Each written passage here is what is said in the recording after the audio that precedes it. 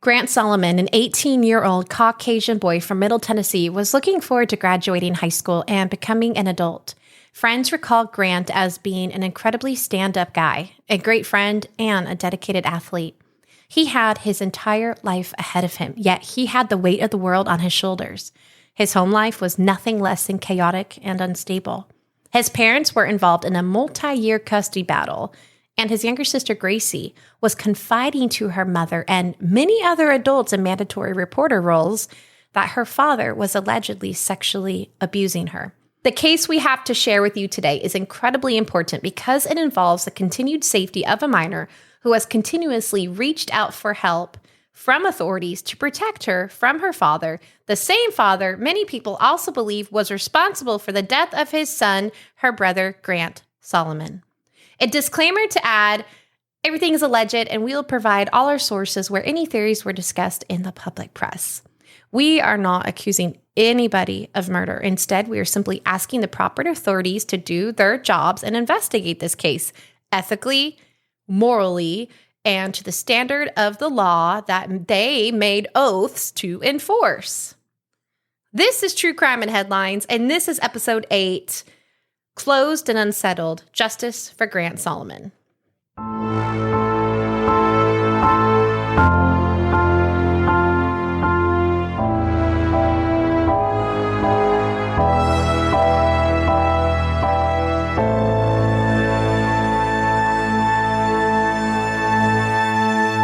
I'm Jules. I'm Joe. And we are True Crime and Headlines. And we are True Crime Besties. Thank you for being you. Thank you for being here. And most importantly, thank you for caring. These cases need your help.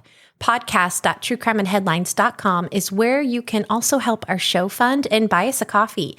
Thank you to Jamie, my sissy. Thank you for our coffees today. We love you. Thank you so much. We love you. And you may help us continue to grow by giving us a 5-star review. Shout out to everyone who has done that already. Every time we see a 5-star review and rating come through, we screenshot it and send it to each other and we cheers because it's the biggest compliment to us ever. It's putting it out there publicly. Hey, you should listen to this show. It's the best compliment, right? Yes, thank you very much. And it's truly working. So thank you for spreading the word about us and telling your friends, sharing us and tagging us in your socials. You can find us on True Crime and Headlines on Instagram. And it's the best way for us to be seen and have these stories heard. This episode is sponsored by White House, Tennessee realtor Helen Timberlake. Find your happy place. Joe, are you ready? Let's do it. This case is about to hit really close to home to many of our listeners. We are based out of Middle Tennessee, and this story is ripped straight from the local headlines. However, it shouldn't stay local. This case needs eyes, ears, and advocates, all of which we're here to help with. Although Grant lost his life, his mother, Angie, and his sister, Gracie, are still fighting for justice for him and for themselves. And we hope we can bring awareness to this case, which obviously needs more action, and to encourage anyone to pressure the proper representatives to do just that. Are you asking everyone to pressure authorities to find Grant's death a homicide, Jules? No. What we're asking is for the proper authorities to do a better job investigating whether his death was an accident or a homicide. Do I believe there is continued and ongoing negligence surrounding the way Grant's case is being handled? Abso-freaking-lutely, Joe. Joe hasn't heard this case yet. I've been working on it behind the scenes. It's ever evolving. Each week there's different information coming to light, and I'm really curious how this will end up playing out as it continues to gain more mainstream attention as well as it should. You scared, Joe? Yeah, I just want to know more. Let's hear it. So don't go into this any further, y'all, taking my opinion and making it your own. You know, we always encourage you to have your own opinions and think about it. Obviously, this is our show and we're going to speak and we have our own biases. You can't remove a bias from a human condition. And we're going to have our own opinions and assessments.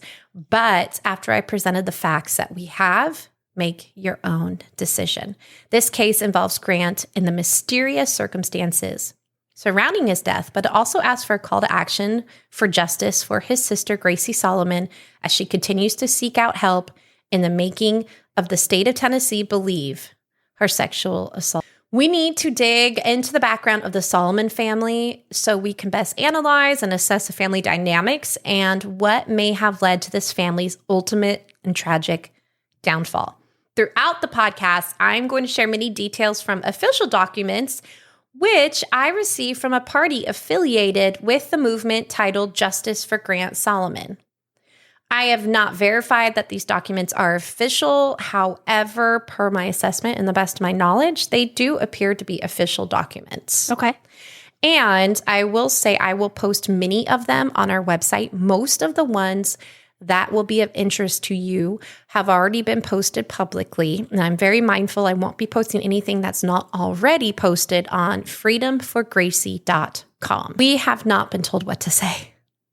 And like I said, Joe's hearing this for the first time along with some of you guys, and some of you may be listening because you knew Grant or you've heard this story in other podcasts as the story picks up.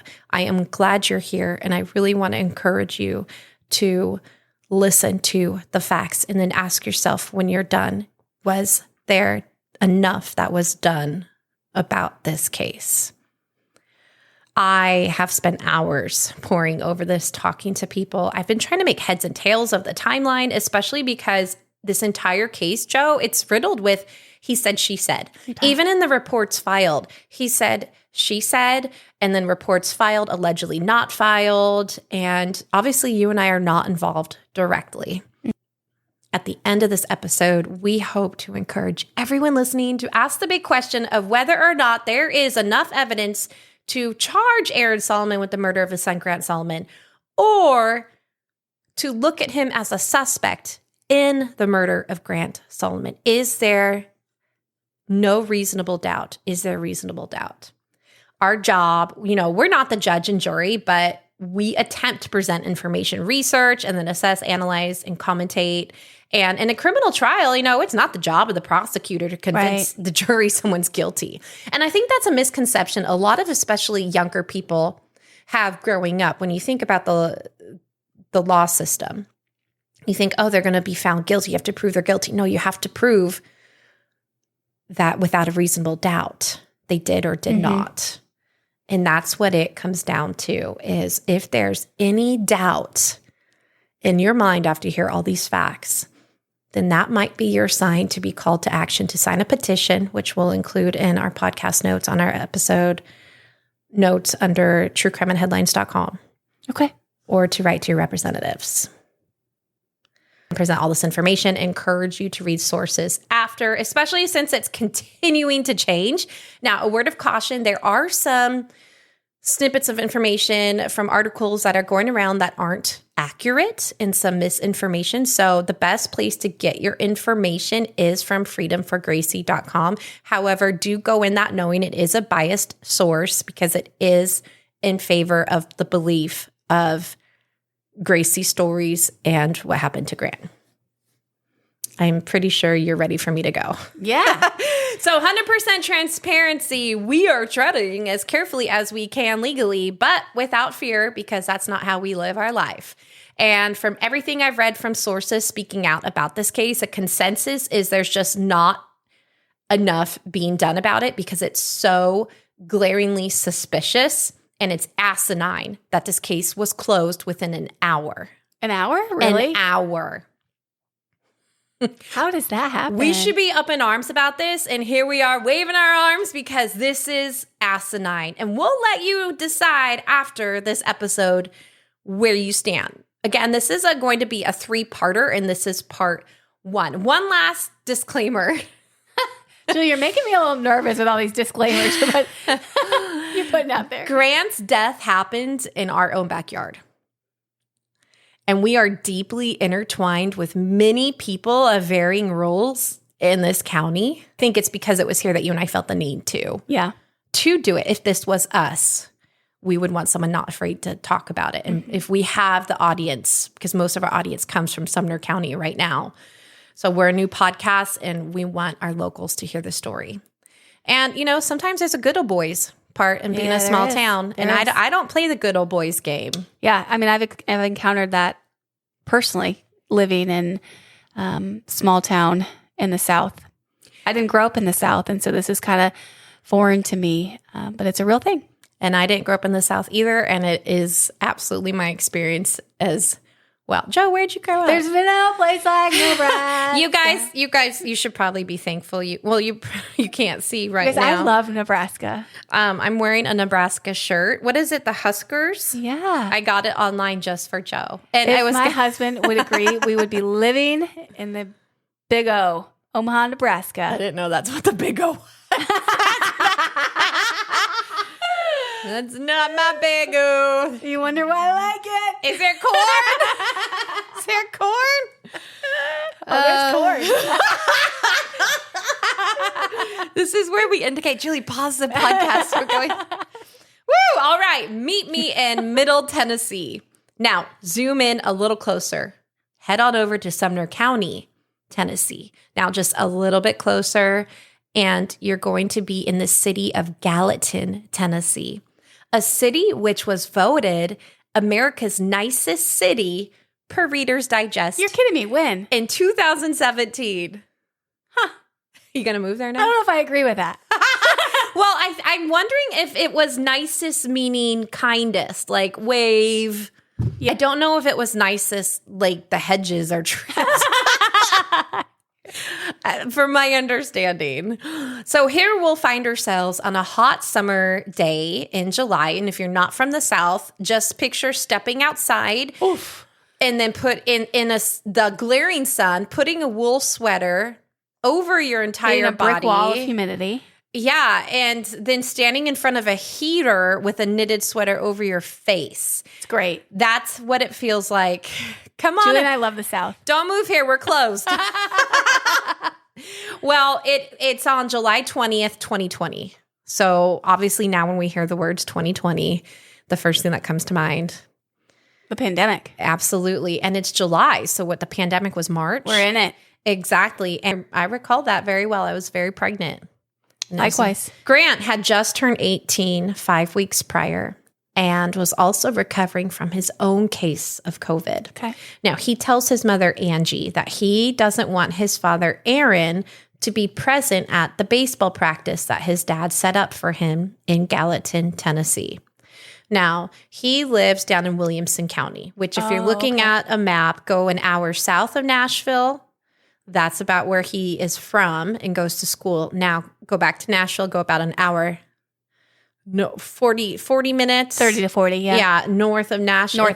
Northeast, and that's Gallatin. Can you tell I am not Lewis and Clark?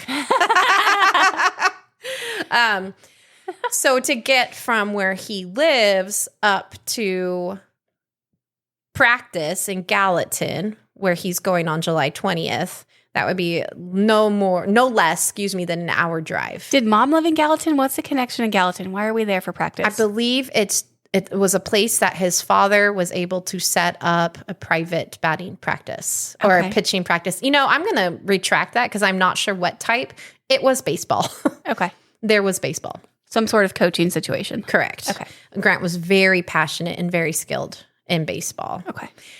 And I will go into his father, Aaron's connections into sports in the local news in parts 2 and 3 as well. Okay. Those are really good questions. So Grant told mom, hey, dad set this up, but I don't want him there. Not a good relationship with dad right now. And I don't want him there. And, he's 18 now. And so Angie relays this to Aaron via text, but she doesn't receive a reply. And Grant was feeling asthmatic, and he was concerned that his lung capacity wasn't great. Remember what we were being told about that first strain with asthma and what was seen? He was worried, rightfully so, as many of us were. And he was just diagnosed with asthma as well recently. So it's a very valid concern. He was worried about physical activity after recovering from COVID. There are warnings everywhere about your lung conditions. So then he reportedly tells his mother, I don't want to die in Gallatin today. He was scared of dying from working out and pushing his lungs, I'm assuming, which was a fear many of us shared in the very beginning as well. And he tells her, I don't want to die in Gallatin today. That's interesting. Yeah, his he asked mom, so Angie, mom, can we cancel? And it's reported by Shannon Ashley on medium.com/honestly yours. And she does a great job covering this. I'll link her webpage. Go support her if you can to this story. It's very, very well done. She reports that Angie then texts her ex-husband, Aaron, telling him what Grant told her and her concerns and his concerns for not being able to physically work out well during recovery. Again, she doesn't receive a response from Father Aaron. So she again reaches back out and informs Aaron that one of them will need to be at practice now as Grant was feeling fearful about his health. And she writes in the text, quote, if you're up, Grant has a change of mind and, quote, doesn't want to die in Gallatin, end quote. So he needs one of us there. Will you? If not, I will go and sit in the parking lot. Let me know ASAP. He texts back, finally, I'll be there. Okay. So Grant goes from not wanting his dad there, being fine, no one there, to now he's scared and he wants an adult. And I totally understand that. So now Grant did have a phone app on his phone called Life 360. Yeah. If you're unfamiliar, it's a popular app that many families use to track each other's phone locations. It will alert everyone on the same account of when someone, well, actually, it's when their phone arrives at a location. So if you don't have your phone on you, it doesn't work, obviously. But it can even be pinned. You can pin a GPS location. Like I could pin my house GPS location. And Joe, if you were on my Life 360, when I left my house, it would say, Jules left her house. I don't know why Why we haven't done that for our family yet. Wondering why I haven't done it for you. I mean, we're one family. I do not want you to have it because you'd be like, Jules, get out of the antique mall. Yeah. Stop thrifting. And you would know every time your husband came over. Bada bing. We are not helping any of the rumors about sister wives. So Grant's girlfriend also was on the Life 360 and she was able to see. And according to her for the Life 360 app, she says that it says he arrived at the training facility anywhere from 8:37 a.m. through 8:41 a.m. Okay. And he drove separately his own truck, a Toyota Tacoma, and that's where he was to meet his dad in the parking lot for the practice. Now, according to the official Sumner County Emergency Medical Services report, which I was given access to, Aaron called 911 services at 8:43 a.m. And what did he say? Here's a 911 call, which was provided to me by the family advocate. And we only play 911 calls. Joe and I have talked about this in length, about the ethical and more responsibility of playing 911 calls for entertainment or for purpose. And we don't ever want to play it for entertainment on obviously somebody's most likely worst day of their life. But this really is an important 911 call as it has lots of details that you need to know about. So one, we feel it's imperative for moving this case along, and two, we feel it's done in a respectful manner to Grant, meaning we hope that this is going to help find justice if that's what needs to be done.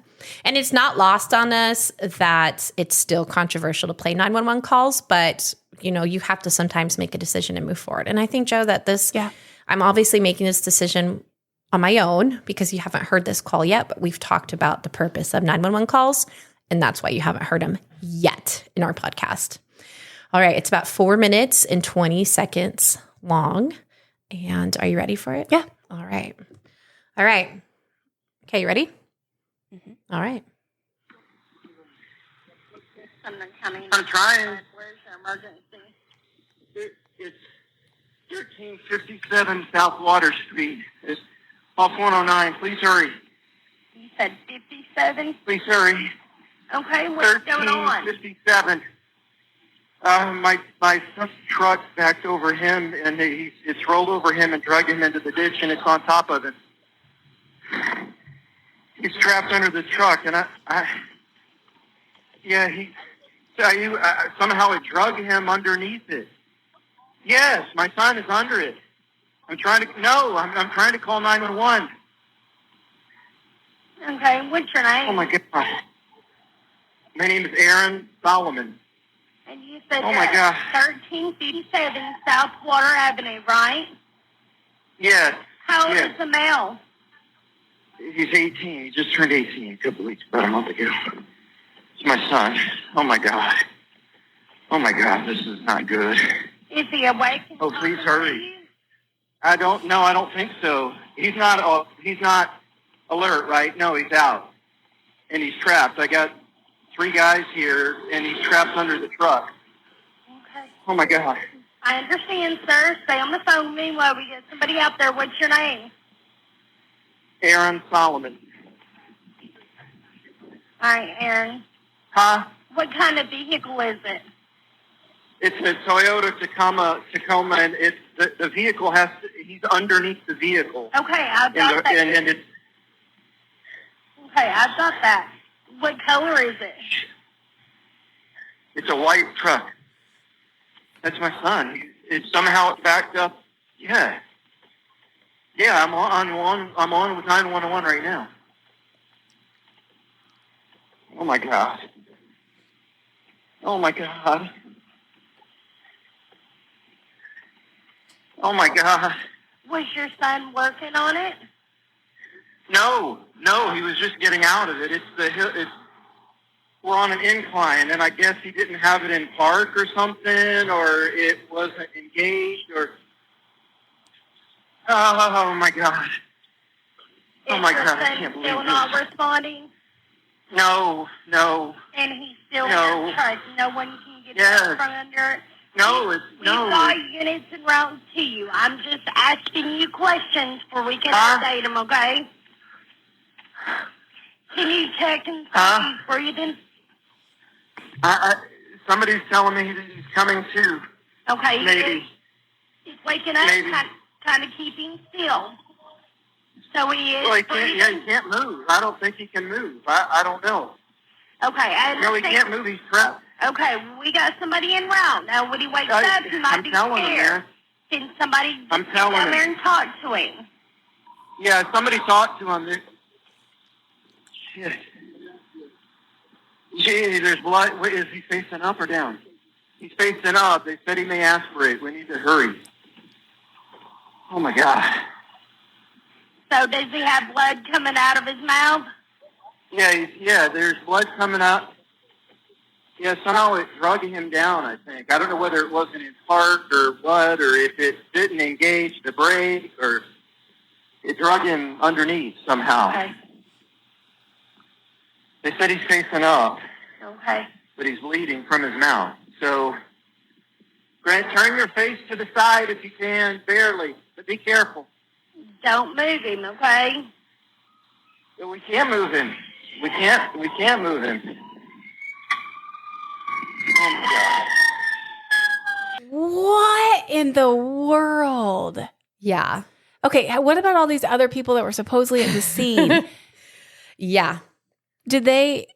Have they been spoken to? No.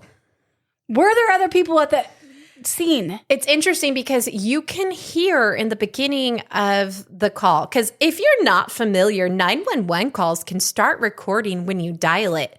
And while it's ringing, whatever you're saying in the background while it's ringing is being recorded. He was out of breath. He was Which is not like unusual. That's interesting. Mm-hmm. But did you hear somebody in the very beginning? It sounded like somebody else's voice. Oh, I missed that. In the very beginning. Okay, I need to go back and listen.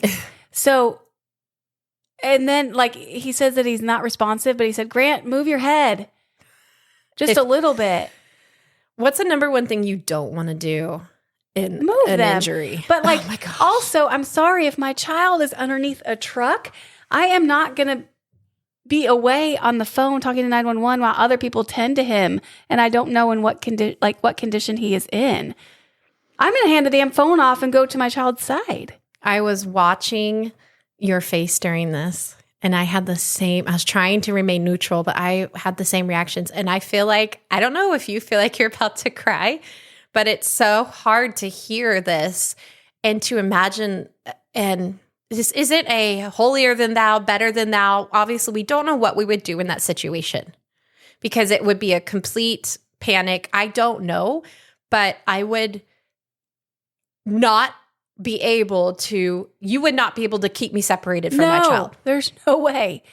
And then the beginning, I need to go back and listen to it, but it sounds like he witnessed it. He said like the truck backed over him, drug him. It's in the ditch now. But then towards the end, it sounded more like he kind of found him in this condition and he wasn't sure what happened. Again, I need to re-listen, but there are just so many questions. Very bizarre. The most bizarre part that stood out to me was he asked, is he face up? Or face down? They say he's face up. They say he might aspirate. Move your head. So he's worried about him aspirating. What about anything? You don't even know if he's faced up or face down? He has not. That tells me he has not gone from where his truck is at the top. So it's a parking lot. So imagine almost like a warehouse looking building, like a square warehouse kind of batting cage kind of building looking thing. And there's an asphalt parking lot and it's up on a little bit of a hill. And the ditch is when you drive into the parking lot, you go by the ditch and it's like a water ditch. So there's huge rocks so that water can drain down almost like I want to say a gully, but it's a grassy ditch. And it tells me he did not go down to look at his son at all. He stayed at the top. Now, devil's advocate, we could argue his initial reaction was, I need to get someone that knows how to help my son immediately. Yeah.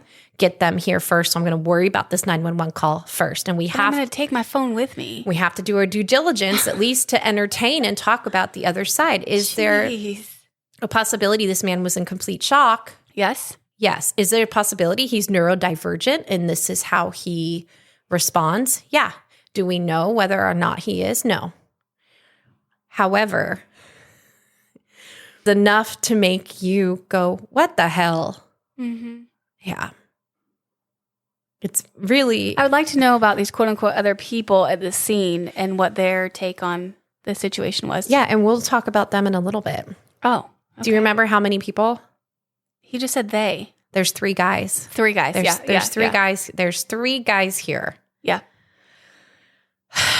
Okay. So here's the breakdown of the timeline. At 8:43, 911 is called by Aaron. 8:45. So it's like 8:43 and like almost turning 8:44. So just over a minute later at 8:45, emergency services are dispatched. And at 8:48, they arrive on the scene. When they arrive on the scene, there are not 3 men there. So at Who's there? Aaron. Huh. And Grant. Oh, they just left them to figure it out before. So that's according to the EMS report. According to a police report, Aaron heard a loud crash at 8:45 a.m. It may seem like it's not important to note a few like minutes of a difference, but it does become a bit of a concern when you have 2 different parties in these roles giving different timestamps. The police giving different timestamp, EMS phone calls giving different timestamps. And before I tell you Aaron's claims of what happened to his son Grant, I want to share with you Grant's injuries.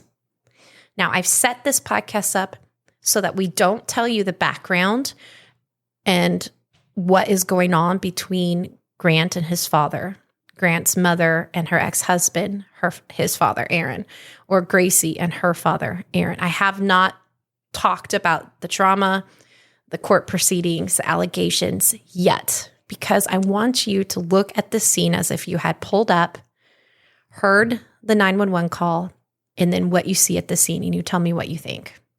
Okay. So this is a direct quote from the official EMS report, Emergency Medical Services report. Upon arrival to scene, we find an 18-year-old male lying supine on the large rocks in the drainage ditch. Underneath the front of the truck, between the front 2 tires. However, the weight of the vehicle was supported by the wheels and was not being exerted upon the patient. Upon initial impression, patient is noted to be unresponsive but breathing and is noted to have some bleeding from the scalp, nose, and ears. Primary assessment is limited due to inability to access the patient. Initially, the patient's airways appeared to be patent, but a risk of obstruction due to blood. And the report goes on, and I believe the report is also on the Freedom for Gracie website for you to also review. But according to the Sumner County Regional Medical Hospital's documentation of Grant's injuries upon arrival to the hospital, he arrived with, and they have the medical codes for the different diagnosis, and it says cardiac arrest, cause unspecified. Diffuse TBI with loss of consciousness, so traumatic brain injury. Obviously, there's some kind of trauma indicating to the head. He has a laceration without a foreign body in the back of his head. And it says person injured in unspecified motor vehicle. Question is, where did this trauma in the back of his head come from? How did it get there? And now I need to tell you what wasn't on him as well. You ready? Okay, before we begin, what a 6'3", 18-year-old is dragged under his car, which he was driving, for an hour in the hot summer heat in Tennessee in July, and the car is still on top of him. Now, the weight's not on him, so we can assume that it's not, the undercarriage is not actually pressing on his skin, but he was dragged, obviously, under it. Yeah. I mean, he could have been knocked off of his feet and fallen backwards and hit his head. A wheel to the head. It's hard to say. A rock to the head.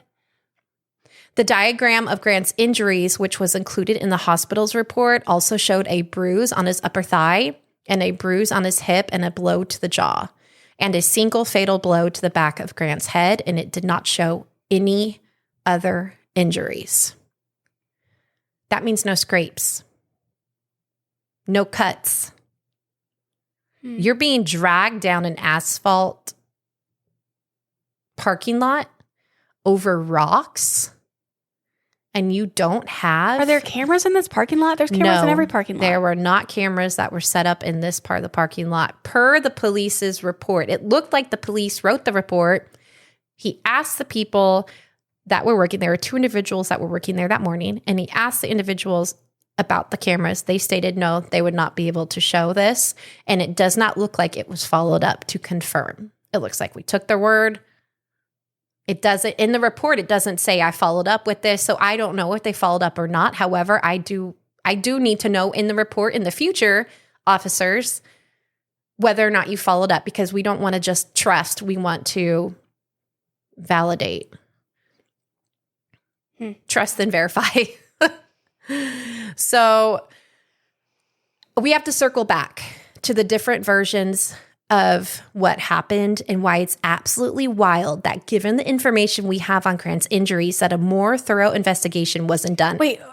Okay, so EMS arrived and they did not note the 3 other guys on scene. Correct. Did the police report say anything about 3 other men on scene? No, and I will get into that, but I will tell you now to suffice because I know you'll be fidgeting that fidget spinner. There were no other witnesses per the document in the official police report. And I also have a copy of that. So there were no other witnesses according to the report. Okay. So we have to circle back to the version of what happened, all the different versions of what happened, and why it's absolutely wild that given the information we have on Grant's injuries, that a more thorough investigation wasn't done. And I have to say versions, Joe, because it's the only way to describe the multiple agencies having different accounts of Aaron's statements, as well as Aaron's varying statements of what happened. And we have to start with the first line of contact, which was 911. He tells the operator that Grant's truck rolled over him and dragged him into that ditch. He uses the words, quote, trapped under the truck, which is interesting because he wasn't actually trapped. The reports clearly indicate that the truck's weight was not on Grant at all. Mm-hmm.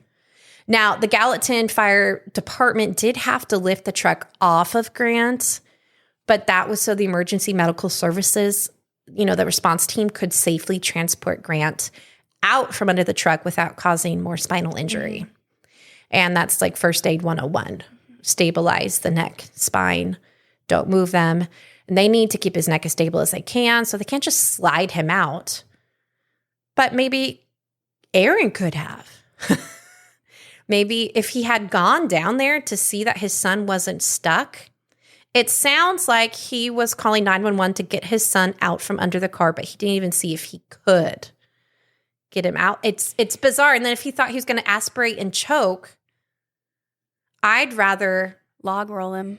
Yeah, log roll him. Or even in that moment, I think I would weigh my options, and I'd rather have risk the neck injury than the death.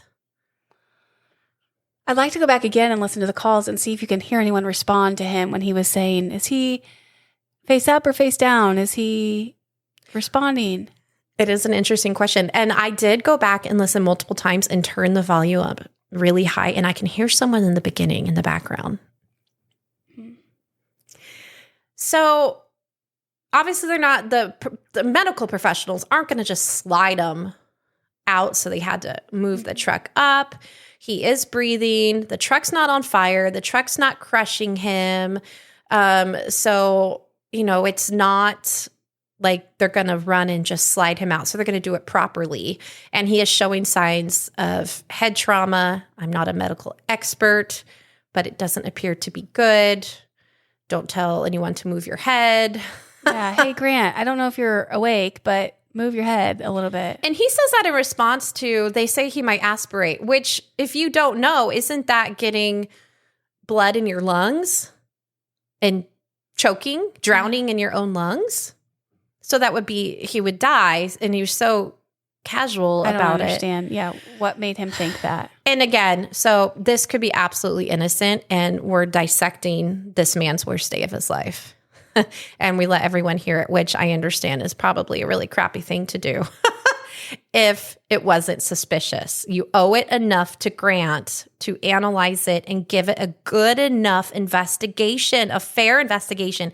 And that's what this is about. It was not a fair investigation to Grant into his death. He claims it wasn't in park or it wasn't engaged.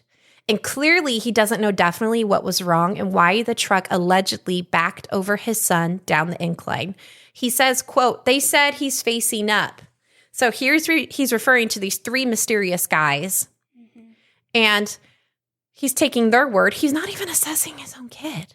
And they disappeared before EMS arrived. Now, in the handwritten report to police, this is what Aaron writes. You ready?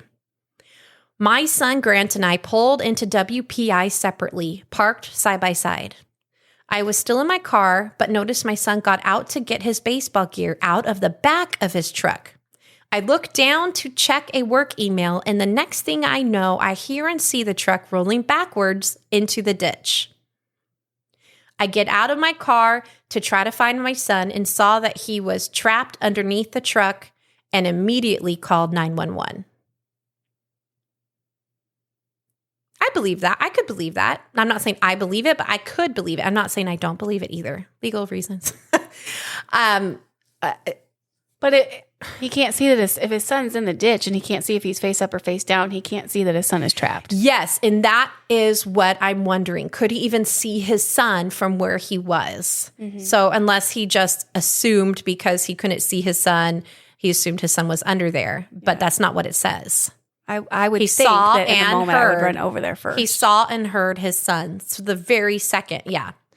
So here's an additional police report written by an arriving officer also on what occurred.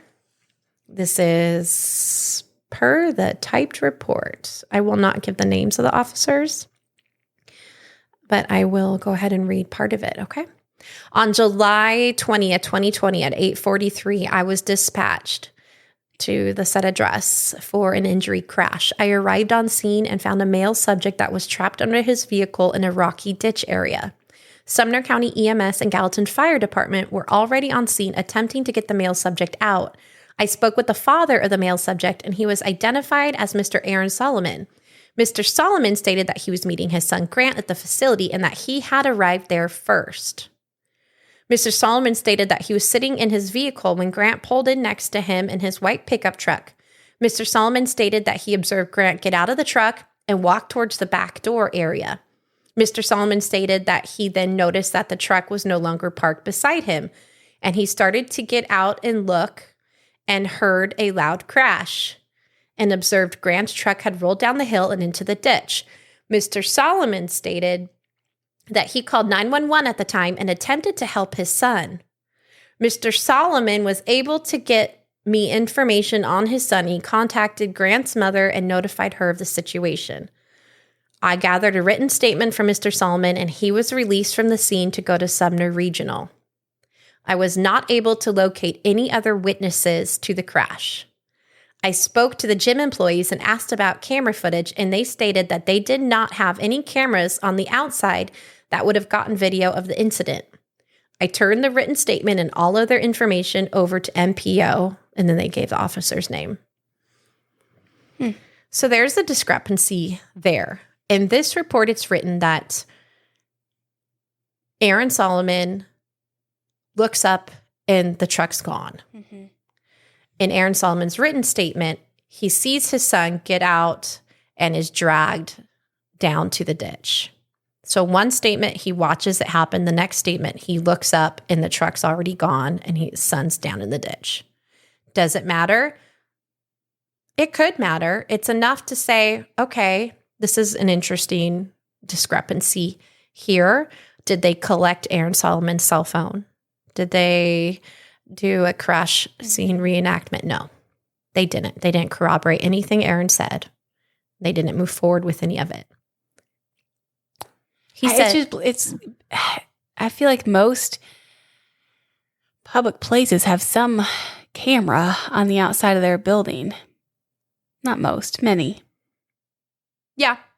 Yeah, many. And, this place definitely could not have had cameras. But what bothers me is they said they didn't. Well, why not look? Mm-hmm. Why not write, I verified? You always verify. Right. Because even if the people honestly didn't think they did, maybe they did have a camera that could have an angle or is what's nearby. So that was interesting. That piqued a little red flag for me.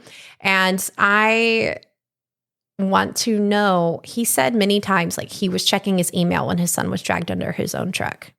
Yet phone records were never looked into. You can look at when he accessed his emails. You can look at when it doesn't line up with the timing.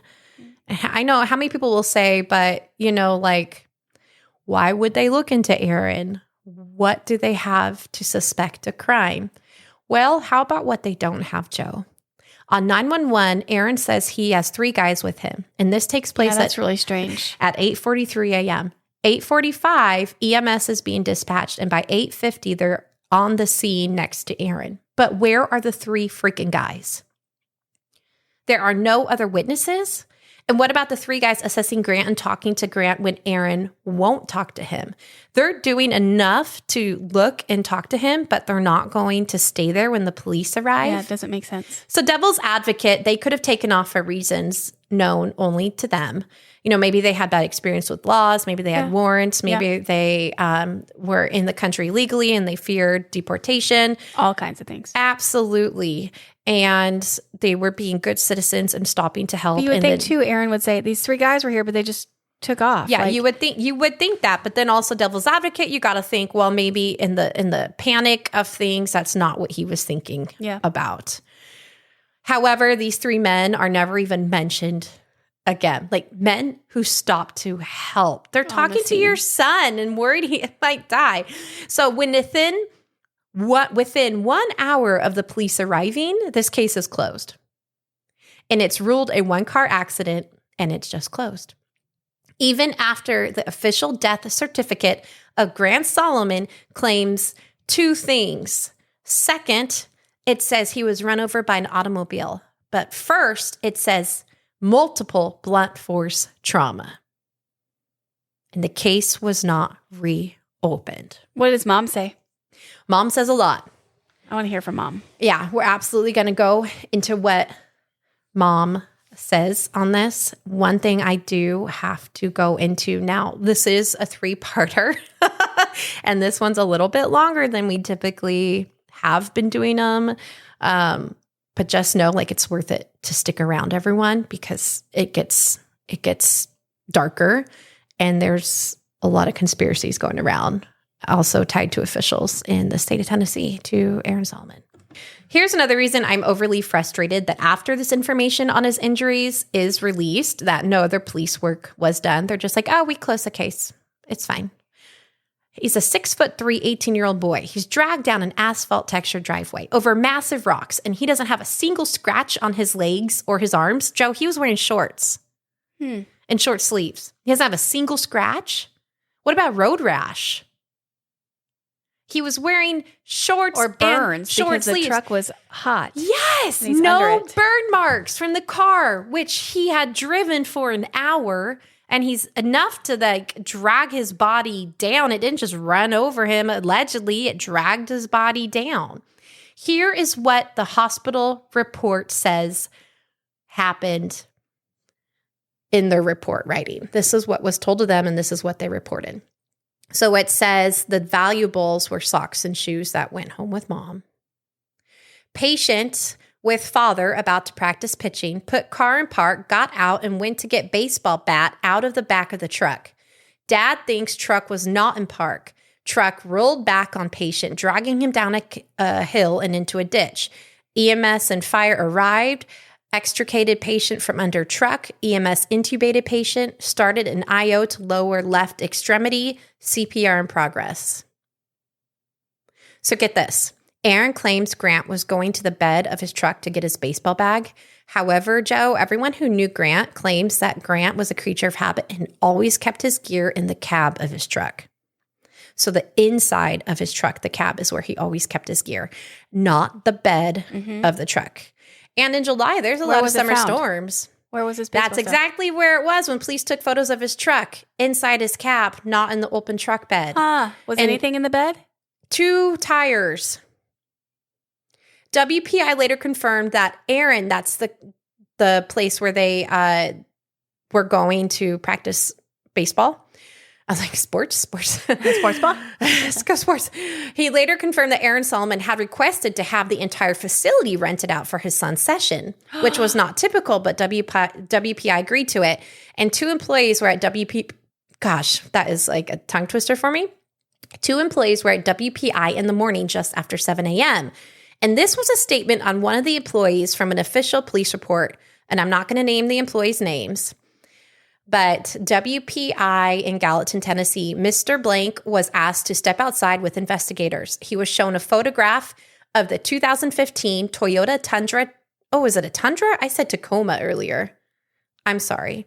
Toyota Tundra truck, which was taken on July 20th, 2020, so the day of the accident, in the ditch in front of WPI. He was asked to recall exactly how Grant Solomon's body was lying under the truck.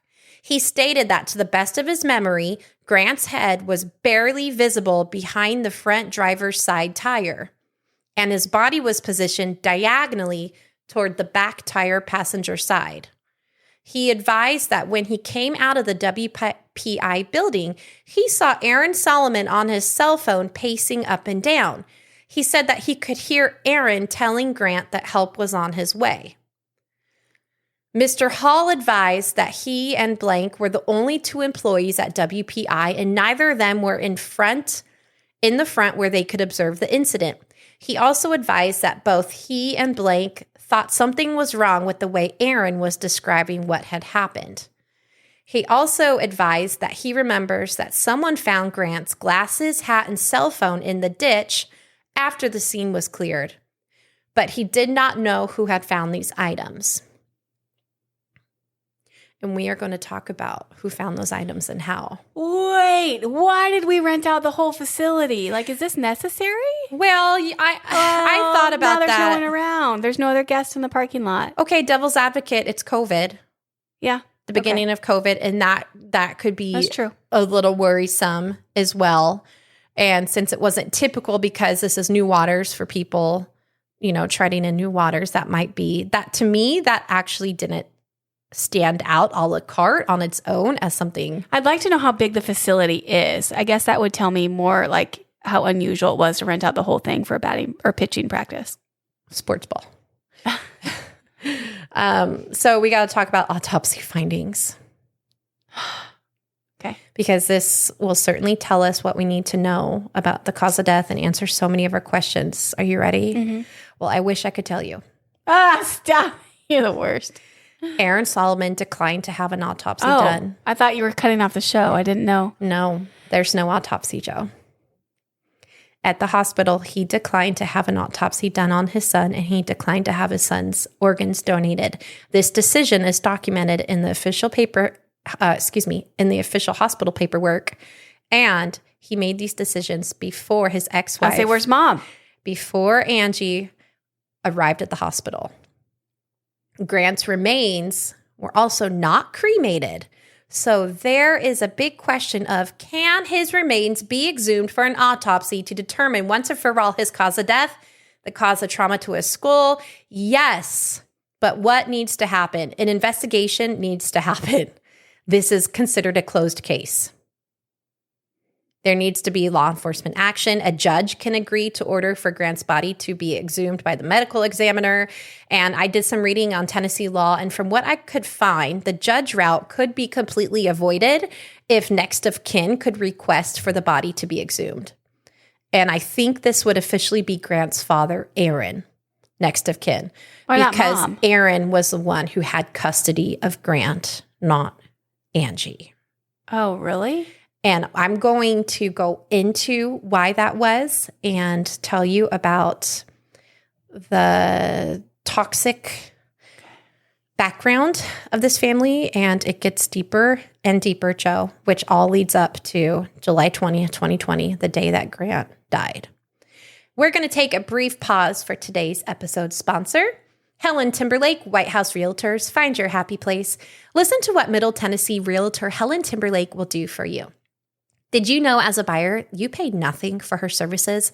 She will support and guide you and understands that you are the boss. Skilled in negotiating, Helen will be there as your advocate to fight for your dream home. Selling your home? Helen Timberlake manages it all to take the stress out of selling so you can focus on living your life and making your next move. Give Helen a call or even just a text, 513-304-7310. You can find her online at helentimberlake.com or social media at TimberlakeReal1. All her contact information will be on our website under our show notes. All right, here's what we need to know. A bat of Grant's was missing from his baseball bag. Grant had a favorite bat. It was a smaller bat. It was one he absolutely loved. It's the only bat that was missing out of his baseball bag, which was in his truck. Where is it? Has anybody found it? No. Where did it go? Why can't we find it? Why are the police not concerned that a contusion to the back of the head could have caused Grant to go into cardiac arrest? It could be consistent with the blow to the back of the head by a bat, yeah? Possibly, but I mean, you could also be knocked off your feet. I mean, I have a very close friend here in Tennessee that her kind of same thing. The truck was not in park and knocked mom over, and she had a very traumatic brain injury and almost lost her life. What if I told you that they found Grant's truck in park? In the ditch in park. Is that true? Yes. Huh. Buried the lead on that one because it's hers was not in park. I have it written down later, but I was like, gotta bring it out now. Huh. Okay, well, there's that. His car was in park in the ditch, which means that if Aaron Solomon is to believe his own narrative of what happened, that the car rolled out of park and into neutral reverse, that somebody would then have to have put the car into park before police were able to take crime scene photos. Oh, I said crime scene photos. Car accident photos. Wink, wink. Huh. There are no reports of anyone touching the car to put it into park. And Aaron went out of his way on the 911 call to say he was not next to his son in the ditch. So according to Aaron's own account, he was never next to the truck. So that means that Aaron would have to believe that his son's Toyota truck would have malfunctioned enough to kill his son, per his own words. I wonder what year of truck this is. think it was 2015. Oh, okay. The car rolled over his own son. It was in park. So let's connect the not so subliminal dots here. Why would he not have his son's truck examined? Tested. Forensics done. If his son's truck did indeed switch gears on its own and kill his son, Big then lawsuit. it's clear who is liable. Ask me if Aaron Solomon ever had the car privately assessed. I'm going to go with no. No. You know what he does instead? Sells it. He continues to drive the truck, his son's truck, the truck which he himself alleges dragged his son and led to his subsequent death for about 7 to 8 months after Grant's death. Then he has insurance claim it as totaled and it's impounded. It's only with Mother Angie's dogged fight to search for the truth of her son that she was able to get his truck back into her possession after it was located at the impound lot. She obtains the truck. She has it hidden in a secure parking lot, a secure garage that Aaron does not know of. And then she has it independently, forensically tested. And what comes of that? You need to hear what the results were next week. And in part 2, we're going to tell you about Grant's missing cell phone, his cell phone that went on the move, according to the Life 360 app, disappeared from the crime scene and went on the move, how it was suspiciously located, who found it. We'll talk about Grant's memorial service and the interesting eulogies that were said and not said. And we're going to talk about Grant's plans to face his father in court as a new 18-year-old man who had a plan to save his sister from their father. This is True Crime in Headlines with Jules and Joe. I'm Joe. I'm Jules. That's heavy. And we'll see you next week. And Lee. LLC. My mama is a podcaster. Right too.